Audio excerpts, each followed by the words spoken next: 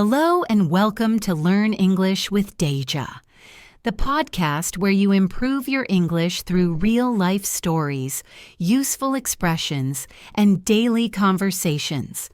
Today, I want to share something really personal with you.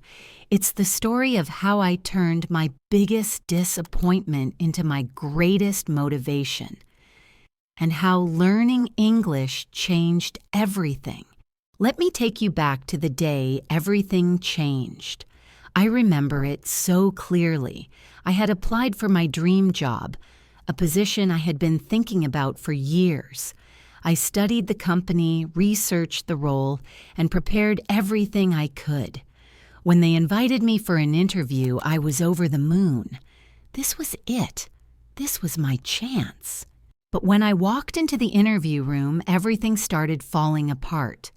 The interviewer smiled and asked the first question, in English. I froze. My mind went blank. I understood most of what she said, but I couldn't respond well. My answers were slow.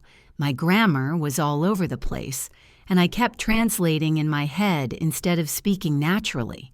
That interview ended quickly. I walked out of the building with tears in my eyes. I knew I didn't get the job. And I was right. A few days later, I got the email. They had chosen someone else, someone with better English. That hurt. A lot. But it also made me realize something important. English wasn't just a subject from school anymore. It was the key to my future. If I wanted to grow, travel, and get the opportunities I dreamed of, I had to stop avoiding it and start mastering it. So I made a decision. I gave myself 3 months.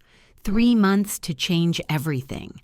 I wasn't going to just study English. I was going to live it.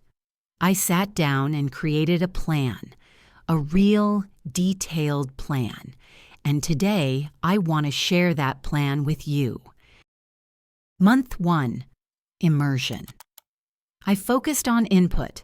I watched English shows every day with subtitles, and then without subtitles. I listened to podcasts while walking, cooking, or commuting.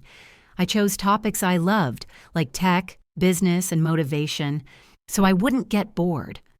I read short stories and even children's books to make reading easier and fun. I also started using English in my daily routine. I changed my phone's language to English. I wrote my to-do list in English. I spoke to myself in English. Even simple things like, I need to go to the store, or what time is it? It felt weird at first, but it helped more than I expected. Month 2, practice. It was time to use what I learned. I joined online speaking clubs. Some were free, some were on apps like Tandem and HelloTalk. I started talking to people from all over the world. I made mistakes, a lot of them. But every mistake helped me learn, and I started getting more confident.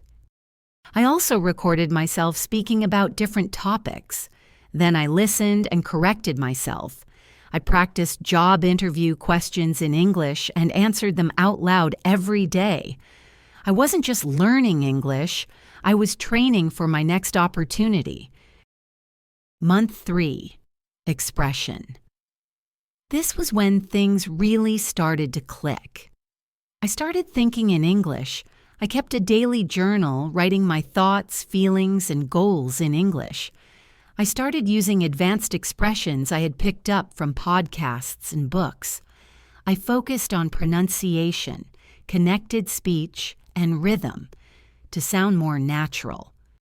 At the end of the 3rd month, I reapplied for the same position, and guess what?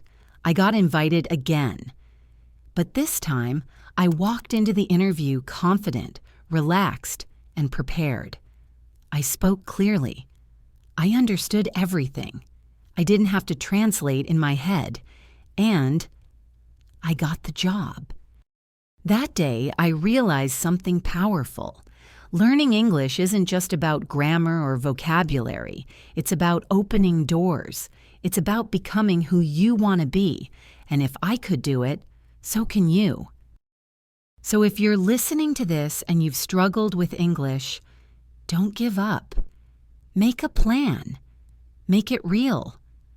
Live with the language. Use it every day. And don't wait until you feel ready. Start now, and the confidence will come. Thanks for listening to my story. If it inspired you, share it with a friend who's learning English too. And remember, you're not alone. We're all on this journey together. See you in the next episode.